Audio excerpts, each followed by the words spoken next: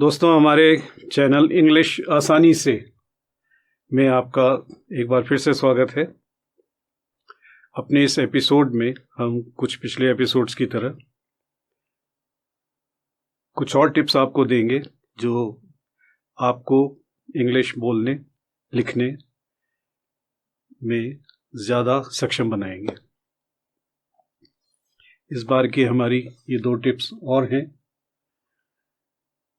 दोस्तों, अक्सर जब हम कोई नई हॉबी शुरू करते हैं या कोई नया कोर्स पढ़ना शुरू करते हैं, है ना, कोई एक्टिविटी नई शुरू करते हैं, कोई गतिविधि, तो कहीं ना कहीं से हमको उसकी प्रेरणा मिली होती है। और अक्सर ये प्रेरणा का स्रोत जो है वो हमारे आसपास ही होता है। पड़ोसी हो सकता है, सहपाठी हो सकता है, कोई रिलेटिव हो सकता है, घर का ही कोई मेंबर हो सकता है। तो यहाँ से हमको प्रेरणा मिलती है। ऐसा भी हो सकता है कि हम कभी केवल खुद ही डिसाइड करें, बिना किसी से मोटिवेट हुए, बिना किसी से कोई प्रेरणा पाए। हम खुद भी डिसाइड कर सकते हैं कि नहीं, मुझे ये करना है, मुझे ये हॉबी या एक्टिविटी करनी है, या ये कोर्स ज्वाइन करना है, या ये पढ़ाई करनी है। ऐसा भी होता है। मगर ज़्यादातर मामलों में ये देखा गया है कि ऐसा हमें अक्सर कोई कहीं से प्रेरणा मिलती है कि भाई उसने ऐसा किया था, इसलिए हमें भी ऐसा करना चाहिए, उसकी सफलता देखकर। तो एक से ज्यादा लोग इस बात से प्रेरित होते हैं। आपके आसपास ऐसे और दूसरे लोग भी होंगे जो इंग्लिश सीखना चाहते हैं आप ही की तरह, और उतने ही सीरियसनेस के साथ, उतनी गंभीरता के साथ, उतने ही निश्चय के साथ वो सीखना चाहते होंगे। तो कोशिश करें ऐसे लोगों के बीच में आप सबका मिलके समूह बन जाए। कम से कम इतना बन जाए कि दिन में 5, 7, 10 मिनट आप आपस में इस विषय पर या इससे जुड़ी बातें एक दूसरे के साथ कर सकें। इससे क्या होगा? इससे फायदा ये होगा कि हर कोई जानता होगा उस समूह में कि मैं भी सीख रहा हूं, वो भी सीख रहा है, वो भी सीख रही है। तो जिस तरह मैं देखता हूं कि वो गलतियां करते हैं, संभव है मैं भी गलतियां करता हूं, गलतियां मुझसे भी होंगी, क्योंकि तो सीखना है ना, सीखते समय गलतियां तो होती है। समूह के लोग जो हैं वो आपकी गलतियों को नजरअंदाज कर देंगे।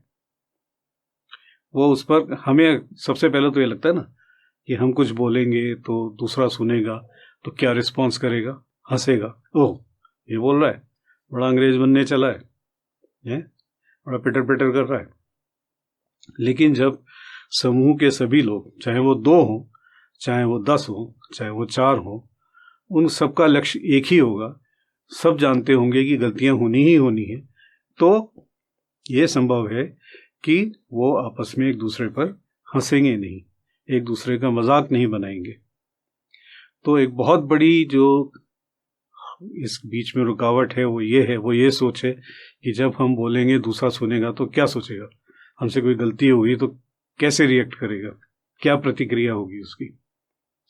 ठीक है, तो कोशिश करें कि उन लोगों को जो आपके आसपास हैं, आप आपस में बात करके कोई शुरू करे इस टॉपिक को, और आपस में बात करके एक समूह बनाए और गाए बगाए। अगर एक नियत समय हो सकता है बहुत ही अच्छा है, अगर नहीं हो सकता है तो जब भी आपस में बात करें तो अंग्रेजी में करें।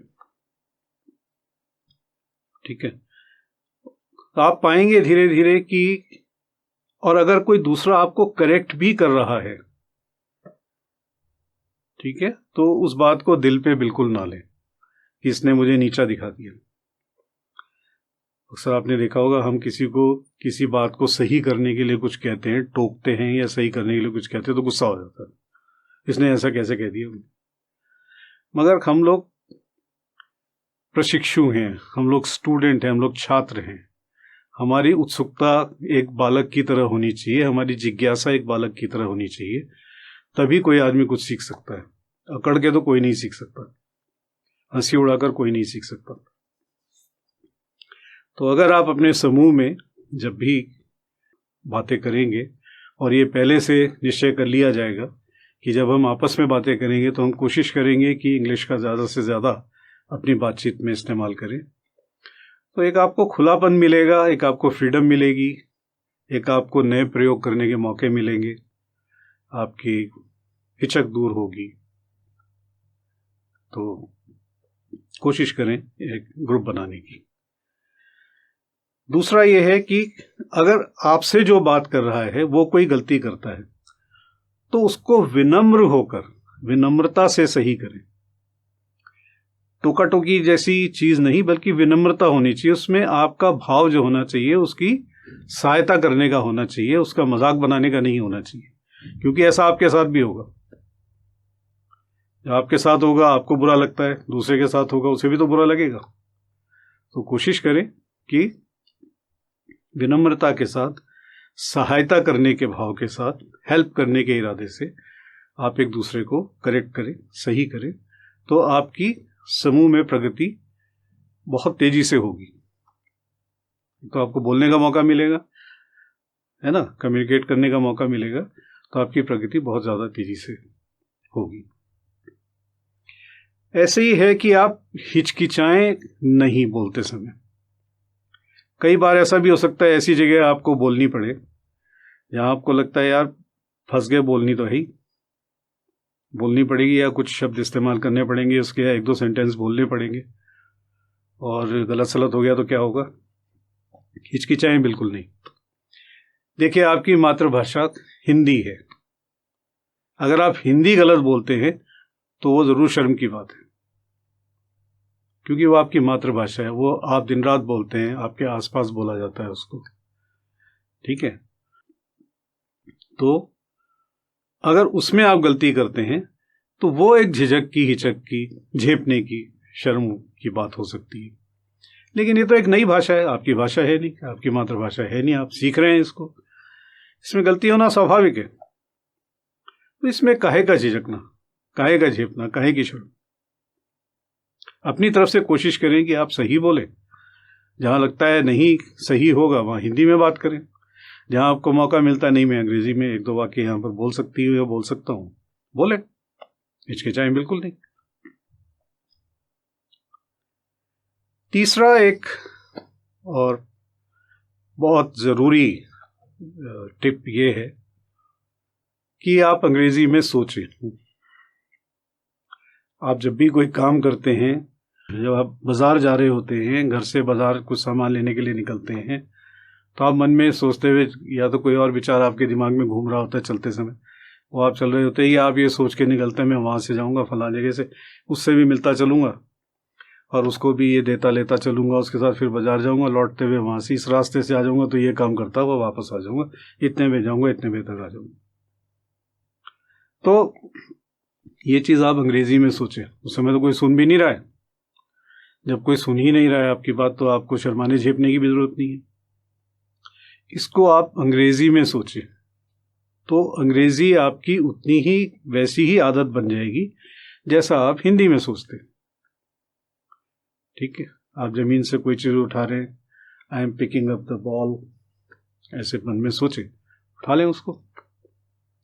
मैं कपड़े टांग रही हूं, आई एम हैंगिंग क्लोथ्स, सोचें, कर दें उसको, ठीक है ना।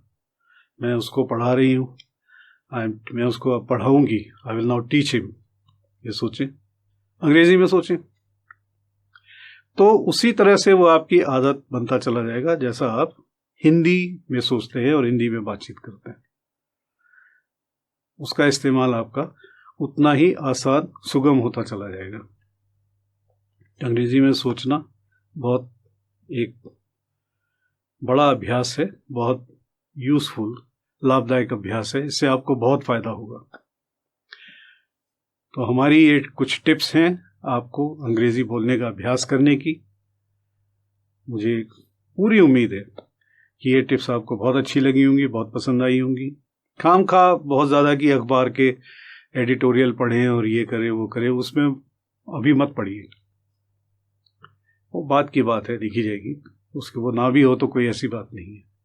शुरुआत ऐसी चीज़ों से करें जो छोटी छोटी हो, स्टेप बाय स्टेप, जो आप कर सकते हैं, खुद कर सकते हैं, उनसे शुरुआत करें।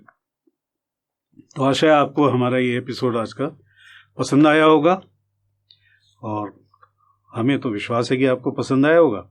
तो आप ज़रूर हमारे चैनल इंग्लिश आसानी से को लाइक करेंगे, बेल आइकन को प्रेस करेंगे, चैनल को सब्सक्राइब करेंगे, और अपने मित्रों, परिचितों और परिजनों के बीच इसको शेयर करेंगे, और दूसरों को भी प्रेरणा देंगे कि वो इस चैनल को देखें और सीखें। सीखने का मौका उनको इस चैनल पर ज़्यादा अच्छा मिलेगा। तो दोस्तों, अपने अगले एपिसोड में नए सब्जेक्ट्स के साथ, नए चैप्टर्स के साथ हम फिर मुलाकात करेंगे। तब तक के लिए विदा।